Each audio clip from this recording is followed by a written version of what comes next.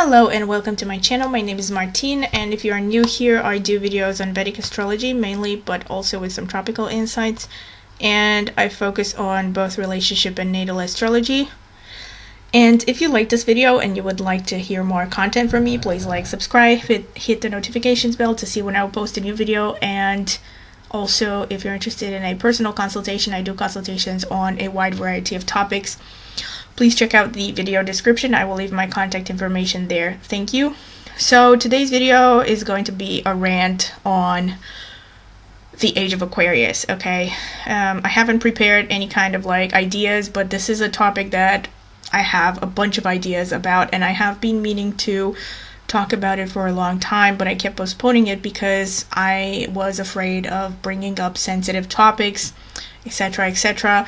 But I feel like I have to talk about it. I want to talk about it, and this is my channel, and I can cry if I want to, okay? And I actually thought about making a series and tackling several subjects within this big topic of the Age of Aquarius and how the world is changing and how it's going to, I think, continue to change, in which directions, okay?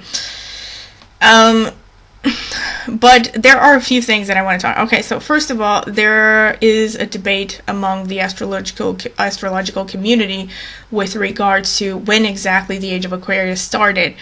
I am part of the theory that says that it started somewhere around, I don't know, after the War of Independence, maybe in the US, so late 18th century, 1800s, but there is no definitive date. So with this changing of the ages, from Aquarius, Pisces, Pisces was the one that preceded the Age of Aquarius. There's no precise date that you can say, okay, this is the date that we're going to enter. Obviously, because it's about signs and it's about energy, there is going to be a subtle change until it starts to pick up. And I think nowadays we are fully into it, okay? We are fully into the Age of Aquarius. And first of all, I want to talk about the sign of Aquarius. Now, those of you who have watched a lot of my videos, you probably already know some of the things that I'm going to say. Aquarius is, the most spiritual sign of the zodiac. According to Vedic astrology, it is the 12th from the 12th sign, and it is the sign that is really the most humane sign of the zodiac, okay? So already, just by saying this, I think we can agree that we are in the most spiritual part of history, at least recorded history up until this point. And I stress the word spiritual and not religious, okay?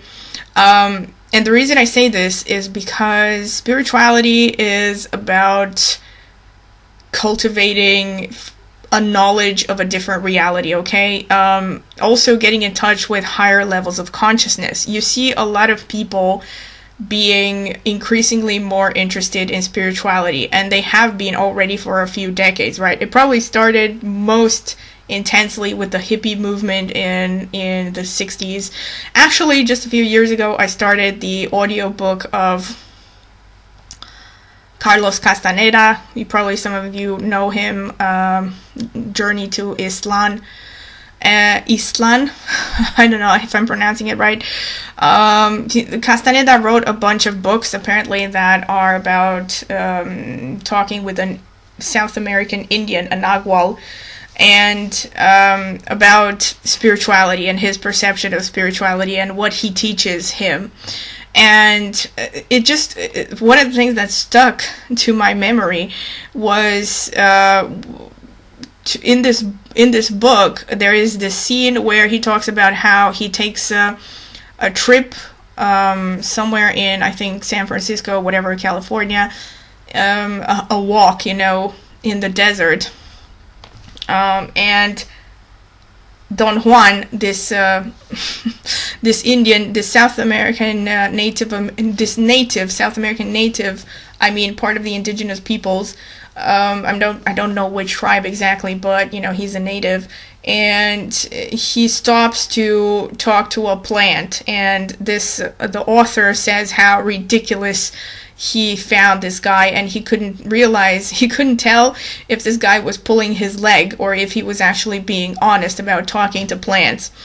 And it just, I remember this stuck to me because in the meantime, so this book was written in the 60s or the 70s, and in the meantime, we've had that documentary in the 2000s,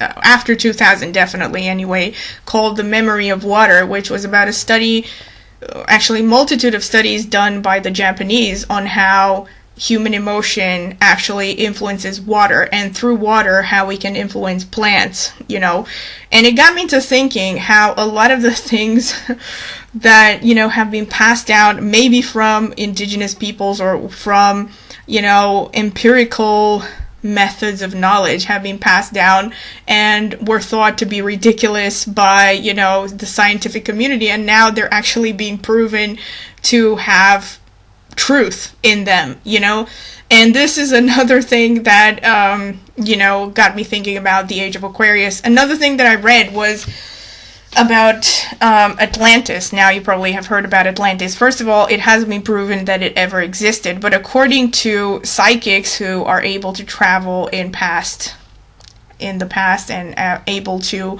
access the Akashic records and so on, they were basically saying that Atlantis existed around 60,000 years ago or something.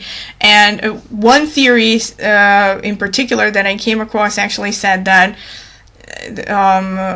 a lot of the knowledge that came from the survivors of Atlantis was passed down to indigenous peoples in Latin America of today, in Africa and a bunch of other places. So it got me thinking, okay, I wonder how much of the stuff that we used to dismiss as whimsical and ridiculous that came from the spiritual practices of so-called primitive people are actually going to be proven to be true.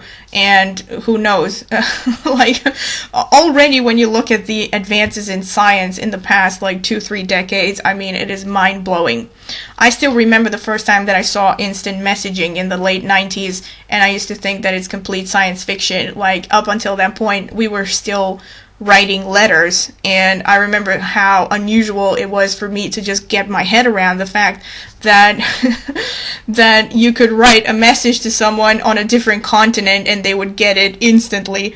And when I think about how much society has advanced, it is crazy. But anyway, these are the reasons why I started thinking into the Age of Aquarius. But then it got me thinking about the challenges of the Age of Aquarius. Okay, now first of all, this is a topic that I could probably talk about for hours, and I wouldn't exhaust all the different ideas that I have about it and all the opinions and all this stuff. But the main things that I wanted to say about what is happening since 2020 especially, okay, the lure of communism. Some of the themes that you see, picking up momentum, especially in the past, 2 years, but even in the past 10, 20 years, things like feminism, things like multiculturalism, things like interconnectivity, this idea, again, communism, I stress this, communism, socialism, these ideas that we're all equal, all of these things are easily explained by the Age of Aquarius, okay, because here's the problem. I think what the big challenge for the Age of Aquarius is going to be is to find a balance between our spiritual side and our biological side, okay? That's what it really boils down to. It's so ironic to me how accurate the correlations are between what you see in the sign of Aquarius, in the description of the general sign of the Aquarius, the challenges that it brings, etc., and the things that are happening in the world today. And not just today, but have been happening gradually for at least for a century, if not more than a century. When you think about it, feminism has only become possible because of the Industrial Revolution, okay, and because of the advances in science, because up until that point, there was a huge emphasis on the value of physical strength when it came to the economy. And that's really what made it possible for women to have equal rights. The fact that you no longer need physical strength to have a high-paying job, okay? That's the reality of the situation. Now, of course, the fact that there are men who don't accept reality and they continue to live in the Dark Ages, and when I say the Dark Ages, I mean like 5000 BC, like, I mean, not the Dark Ages in Europe. No, that's like too advanced for some men today. But I won't, I won't talk. I'm gonna try not to turn this into a feminist rant.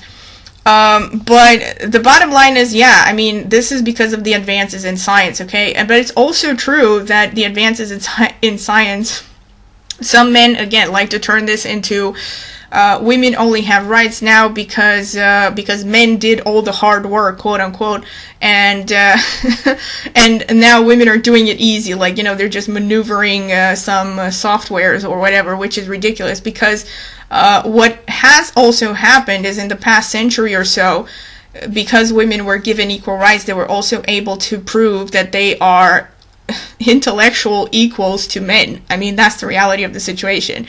You see women now, despite countless obstacles, succeeding in professions that were once exclusive for men, okay?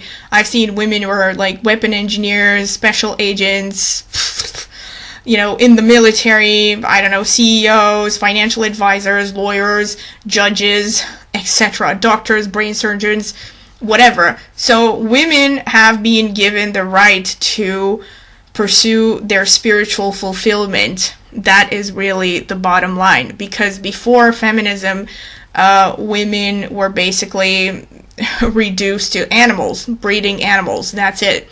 And the reality of the situation is, however, the dark side to this is that now women are struggling to balance the biological side of their needs together with the spiritual needs, which is also true for men, and it's true for everybody, okay?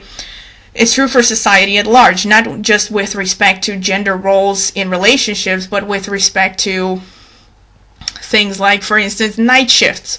The fact that we are now, because of technology, able to completely override our genetic imprinting, and the challenges that this brings. The increase in mental illness in itself is so much to do with Aquarius. Aquarius is the only sign that is co-ruled by Rahu, right?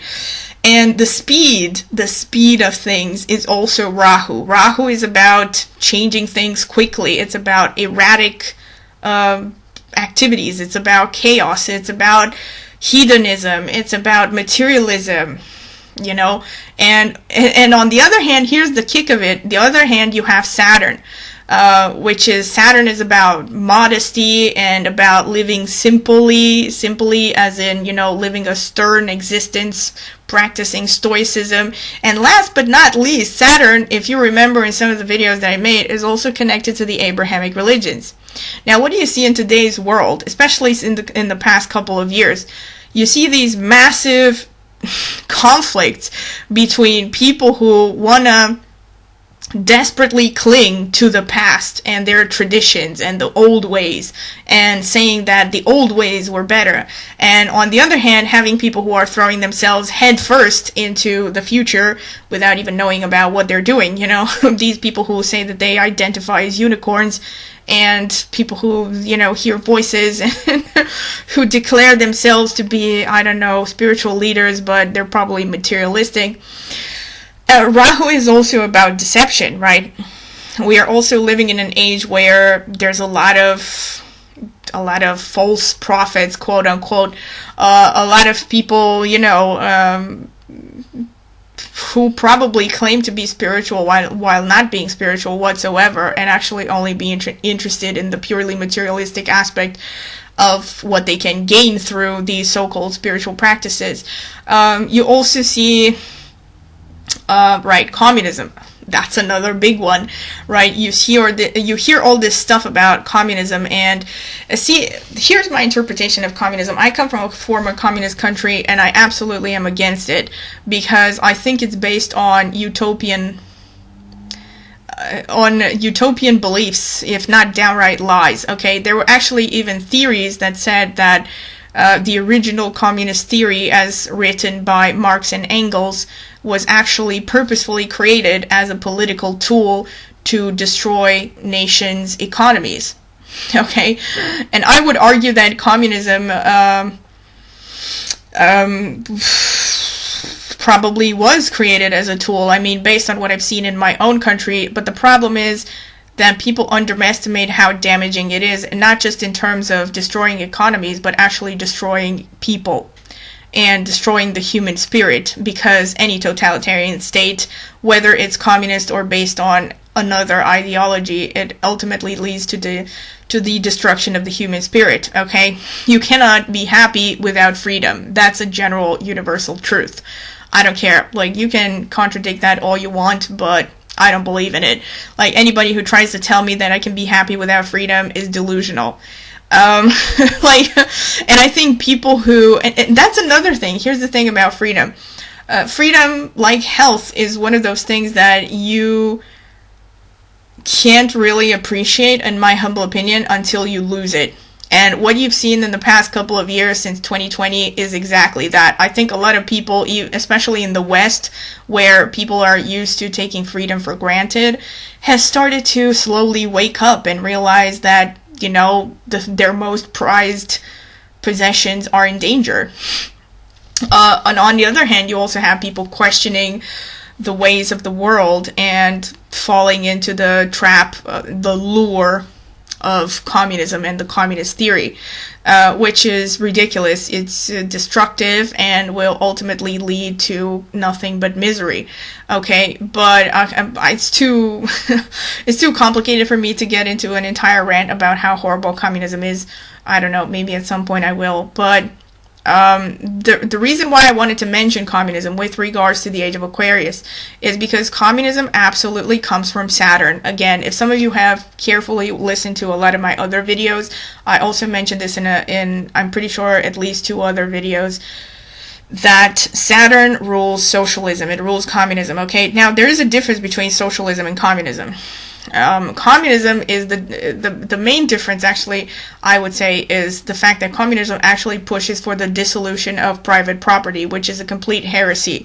And the right to private property was actually declared as one of the bases of a democracy and of a state, I think, by Plato, like 2,000 years ago, 3,000 years ago, or whenever he lived, 2,000 years probably. So anyway, yeah, but Saturn is about this idea of equality. And here I'm going to branch out into a little bit of a rant on Saturn and the Sun, and why I think Saturn rules communism and Sun rules capitalism, okay? And which cracks me up even when I say it, because if you look at the Democratic candidates, for instance, in the USA versus the which are the Republican, right, candidates, Donald Trump has Sun in the 10th house, which is Digbala for the Sun. So Donald Trump is very strong in the Sun. The other one, Biden, I don't remember where his Saturn is, but I'm pretty sure that he has a strong Saturn. And, like, because I remember I looked at his chart. And, yeah, is it any wonder, right? Okay, why is it that Saturn stands for communism and the Sun stands for the opposite, capitalism, okay? Think about it this way. Saturn is about the underprivileged, right? It's about, you know, according to traditional Vedic astrology, it's about the beggars of society, quote unquote. Not my words, okay? This is from ancient Indian writings, okay? But yeah, Saturn rules the underprivileged, right? People who are born poor, okay? And when you think about it, again, going back to the theory that communism was purposefully created as a tool of destruction, the theory is that this regime would only appeal to the uneducated masses, okay? Again, not my words. I remember I read this somewhere, but I don't remember where exactly.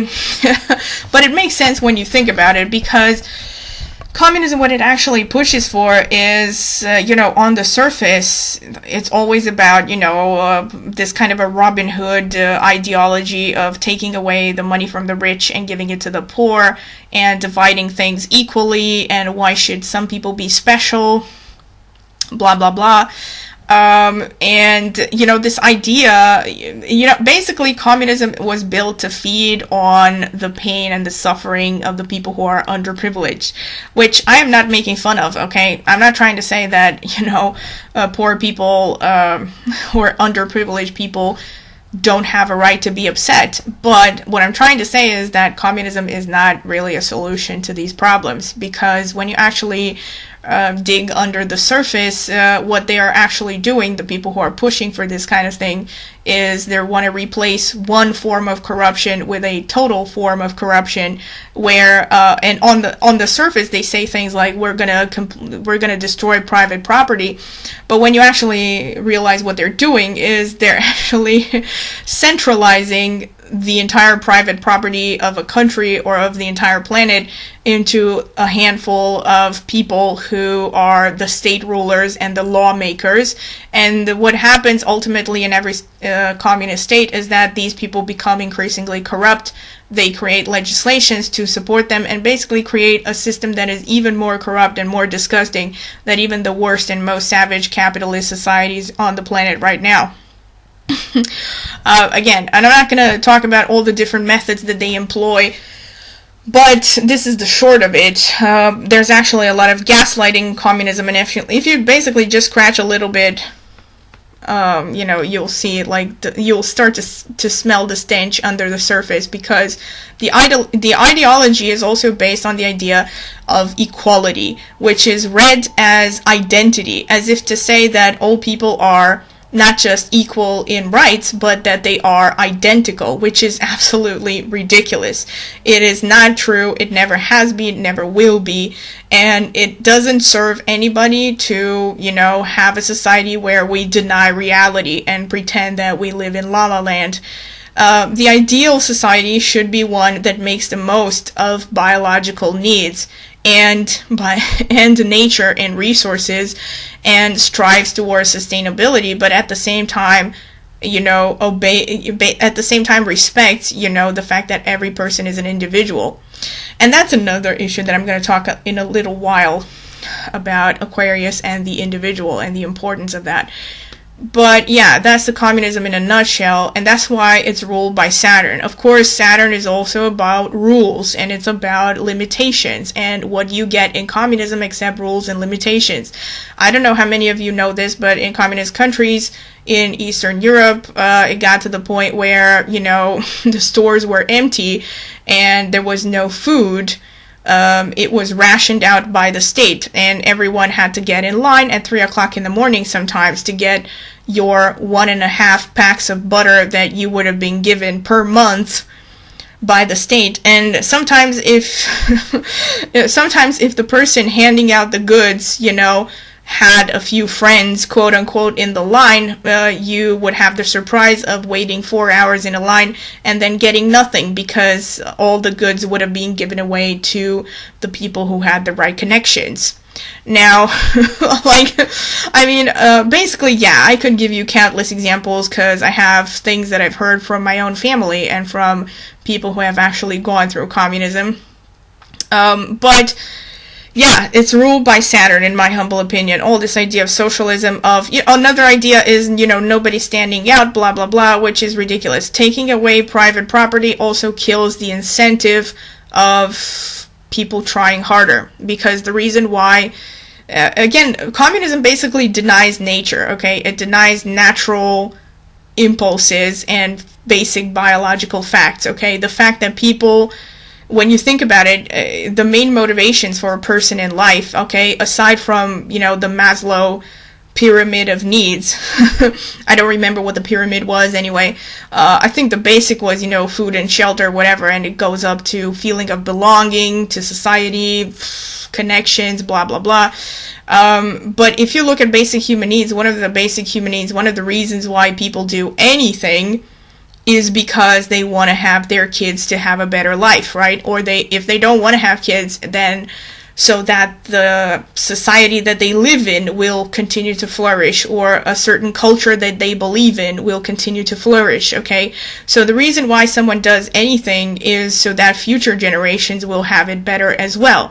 But when you take away the right to property, you basically destroy that motivation, because I mean, let me give you an example. Like, if someone would have told, let's say, men fighting in the Second World War to defend their countries, do you think that if let's say Churchill would have told men in the UK, 100 years from now, we're going to let in illegal immigrants have just as much rights as your grandchildren, and your great-grandchildren, and or maybe even more rights, do you think they would have been equally motivated to die for their countries? I think not, because the reason why a person does anything is to protect their investment in the future, right?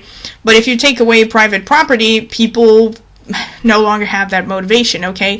And as much as people want to deny these basic facts, when you think about it on a moral level, it makes a lot of sense that some people are, quote, privileged and some people are not. Because one person in a human life, no matter how wonderful and how powerful and how intelligent and how hardworking they are, they cannot manage to achieve as much in one lifetime as several generations can achieve in one lifetime, if you know what I'm saying.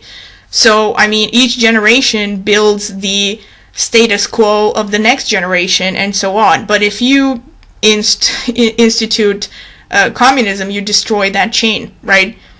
So, anyway, there's a lot of insanity in this movement that I don't think makes any sense anyway whatsoever, but I see why it's governed by Saturn. That I definitely see that. And versus capitalism, okay? Now, what is capitalism on the other hand, or the monarchy, right? This is why it's ruled by the sun. Now, the monarchy think about it this way. What happens in capitalism is too much privilege, so both of them are extreme, right? The first one, Saturn, completely destroys any form of privilege and says everybody's equal, even if some people are way more talented and more capable than the others, and even if some people's forefathers have worked 10 times more than the others, for a certain result.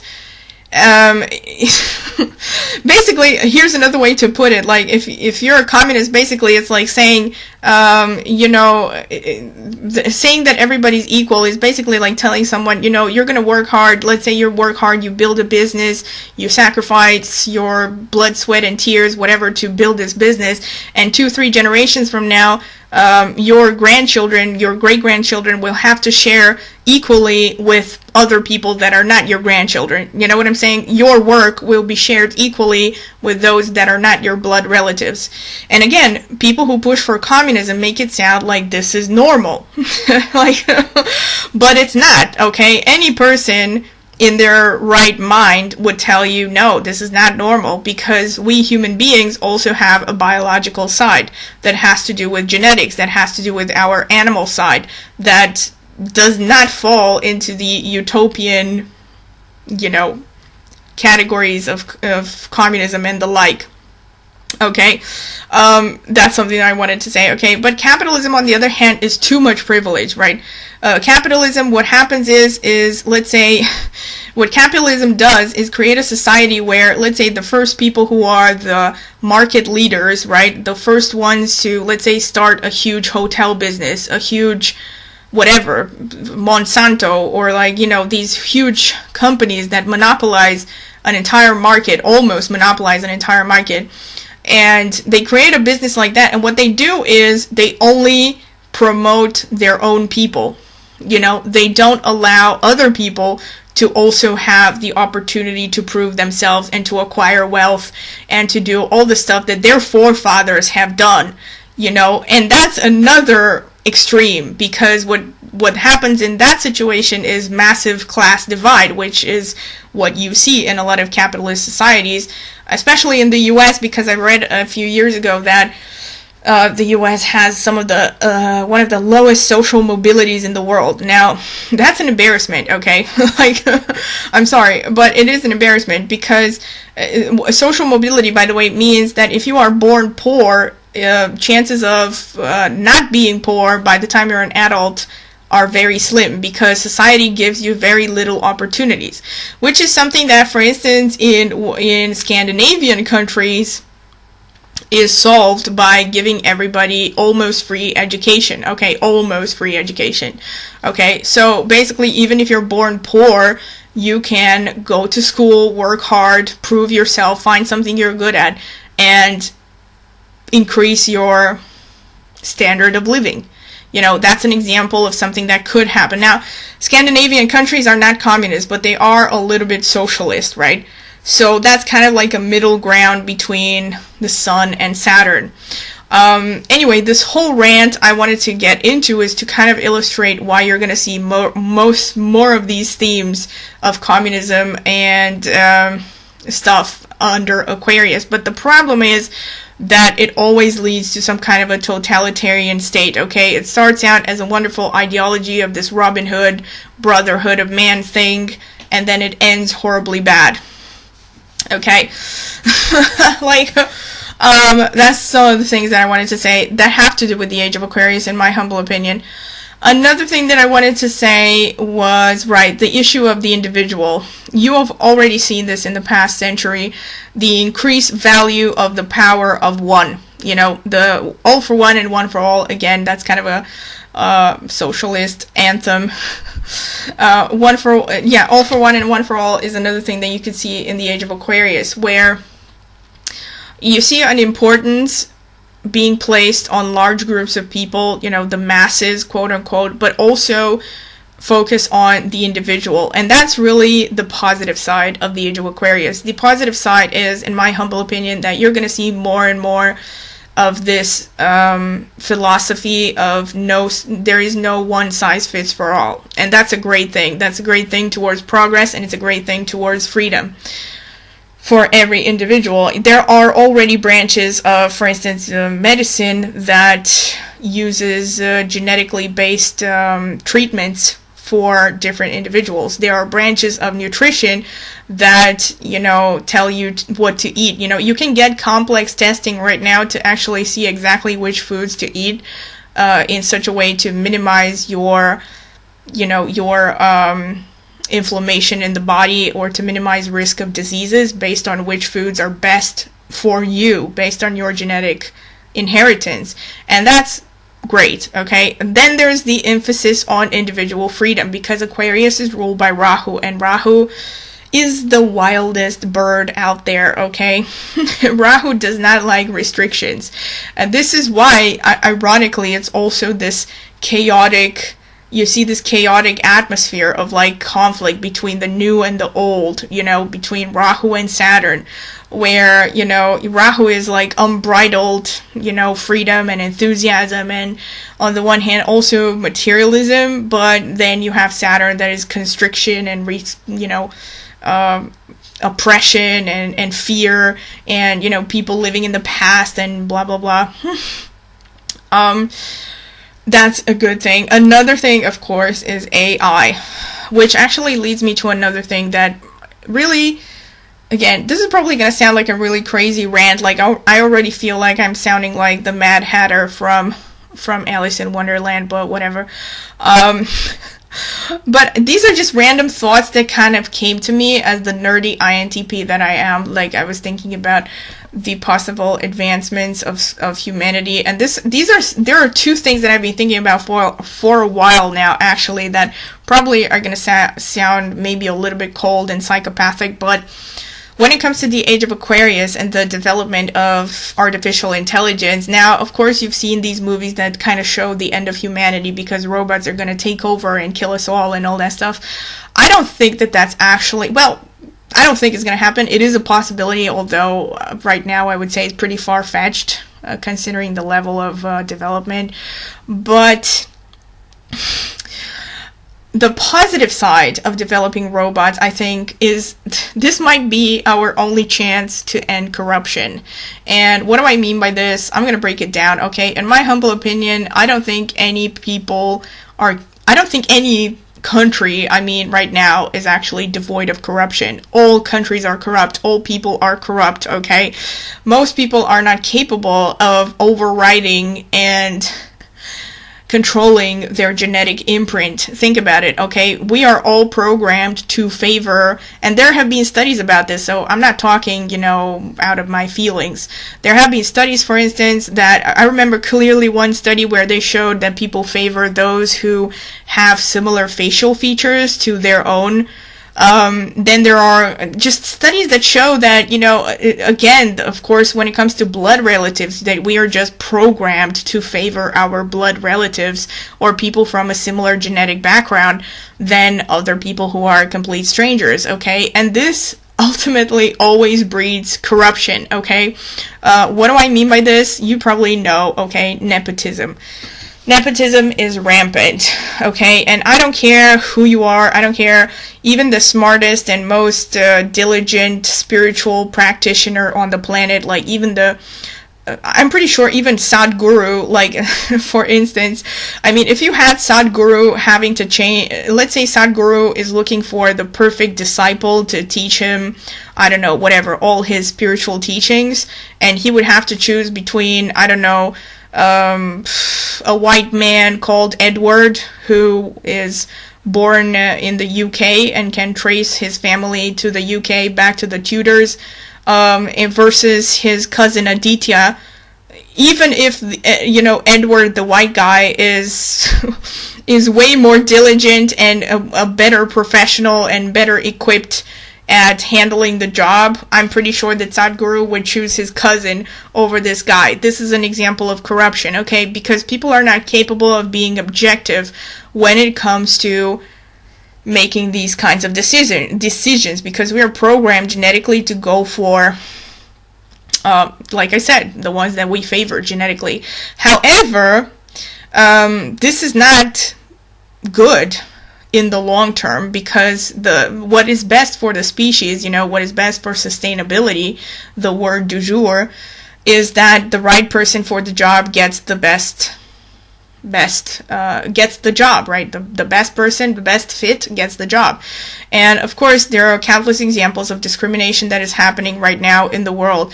But if we manage to create an AI that and create it in such a way that it will be incapable of biased judgment, because the AI is not going to have an investment in genetically, right? He's not going to be genetically related to a particular person. Shit, you could probably create robots in the future that, that could, scan you and see exactly which kids are right to be astronauts or which are not, because based on how they handle stressful situations and how they'll probably be able to scan you and tell your temperature, your pulse, and your cholesterol all at once. Like, I don't know, maybe I'm getting ahead of myself. I could probably write a sci-fi.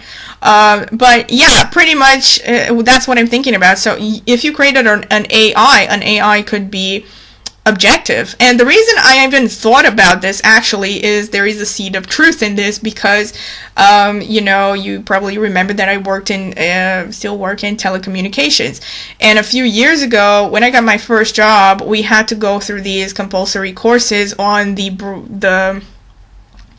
birth of the 2G networks.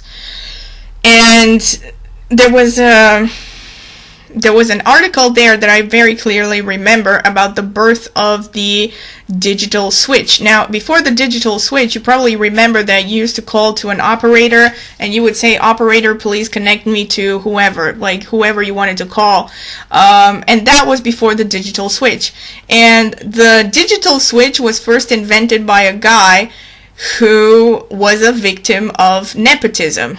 So this guy was a funeral director, or had a funeral business, and because the operator in his region was actually related to another funeral director who was his competition, every time a call came to the operator that was about, finding finding a funeral home, or even, calls that were coming to this guy, this first funeral director, this operator basically directed all of the calls towards his relative, the other funeral director.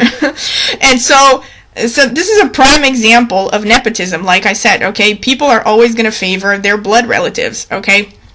So this guy got pissed, and I don't remember his name, but I just thought it was brilliant. This guy got pissed, and as a funeral director, he started studying and basically created a digital switch, based on an objective system that would filter the calls, so basically to get rid of the human factor in the decision making, because as long as there was a human there, he could favor the competition, for all of these incoming calls. You see what I'm saying? So this was an example that really got me thinking, and got me thinking, holy shit, like if we replaced everything with robots and robots would make all the decisions, we would have a truly fair society.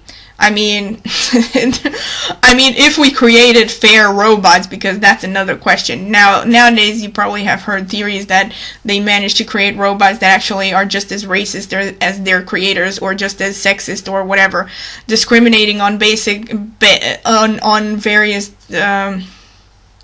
issues. Another thing that I've been thinking about for a long time is that at some point in the future, a way to eliminate, again, inequality is to just have people being raised in an orphanage, which again is going to sound really horrible and is really going to sound very cold, but when you think about it, this could eliminate inequality, because, and again, hopefully being raised by robots, because robots will know how to treat everyone equally. Again, if you put a human human, right, to, let's say, raise 20 children, they're always going to have favorites, right? But if you put a robot to treat them all decently, or to treat them well, to customize so that, again, a robot could probably give a child customized help to an extent that not even a human could give, if it is trained to understand the particular child and all its needs and all this stuff. It could be a solution, okay, to end, maybe not completely end inequality, but it is a possible in the future. I think it is a possibility, okay? But here's the thing, now probably the people who are religious have already left the chat a long time ago. like, that's it, I'm out of here, like, I'm gonna watch your other videos when you stop smoking stuff. Anyway, seriously, like, if this recording offends anyone, I don't know, I'll probably put it on private or something. So these are two things that have got me thinking, about potential advantages in the future, advances of science in the future, that could potentially end inequality. But the whole thing about the Age of Aquarius, okay, right now is, I think what is happening is that we are right at the beginning, right? So, it's kind of like these things are, how they say a fever has to get higher before it breaks, so this is what we're experiencing right now. It's like the boiling pot. It's like the boiling point, we are closer to the boiling point, or we are straight in the boiling point. And of course, aside from all the stuff that I talked about, private property and equality and all this stuff, of course, there's also the issue of nature. We need to be focusing on sustainability and all these things, which nobody can deny, okay? And this is definitely a challenge that is going to be typical for the Age of Aquarius, okay? Because let's face it, right now in the Age of Aquarius, human beings have never been more in control of their own destiny, and at the same time, ironically, I think have never felt more powerless. Like, I think that's kind of like the irony of today's world, that and because people are starting to wake up, and they're starting to realize that we need to take responsibility for our own actions. Up until this point, throughout the Age of Aquarius, it was all about religion and various gods and all this stuff. And right now, it's like people are starting to realize that there's nobody gonna come to save us, Or even if we will be visited, they may not want to save us. Just saying. So anyway, this has been a really long rant. I will absolutely appreciate it if you, I mean, kudos if you have listened all the way to the end, and I may do future videos about this at some point in the future, I don't know.